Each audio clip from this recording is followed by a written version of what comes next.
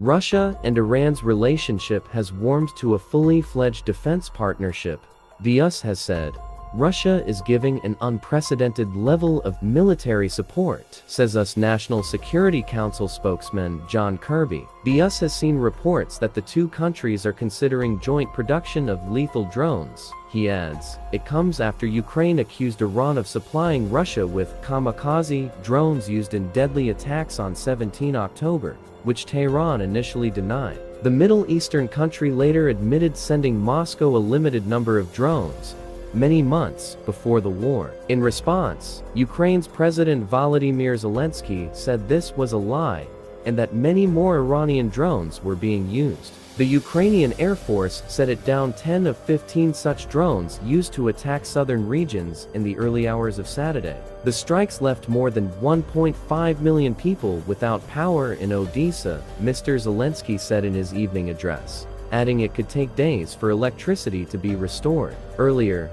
Australia announced it was sanctioning 3 Iranians and 1 Iranian business for supplying Russia with drones to use against Ukraine. Zelensky accuses Iran of lying over Russia support.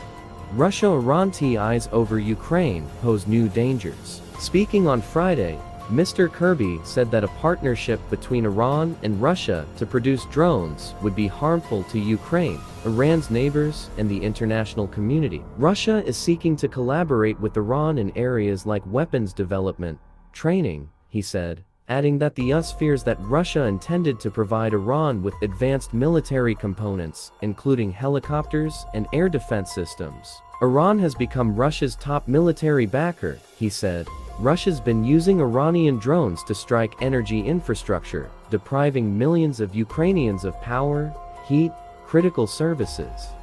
People in Ukraine today are actually dying as a result of Iran's actions. In response to Mr Kirby's comments, UK Foreign Secretary James Cleverly said that Iran had become one of Russia's main military supporters, and that the relationship between them was threatening global security. The sordid deals between the two countries have seen Iran send hundreds of drones to Russia, he said. In return, Russia is offering military and technical support to the Iranian regime, which will increase the risk it poses to our partners in the Middle East and to international security, he added. He said the UK agreed with the US that Iranian support for the Russian military would grow in the coming months as Russia tried to get hold of more weapons, including hundreds of ballistic missiles. On Saturday, Penny Wong, Australia's foreign minister, said in a statement, the supply of drones to Russia is evidence of the role Iran plays in destabilising global security.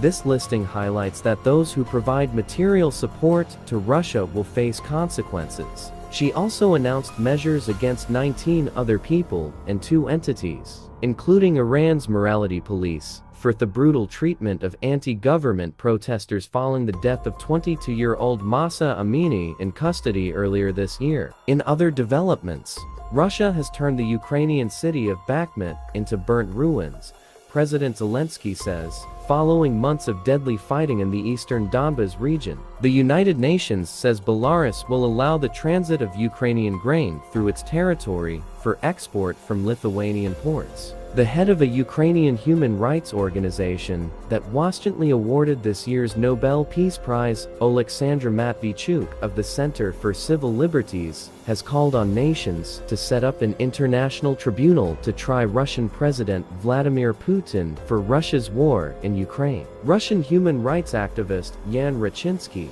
from the organization Memorial, which was also awarded this year's accolade, has told the BBC he was ordered to turn down the prize by Russian authorities. The International Olympic Committee says it will explore a proposal to allow athletes from Russia and Belarus to take part in sporting events in Asia, despite an international ban.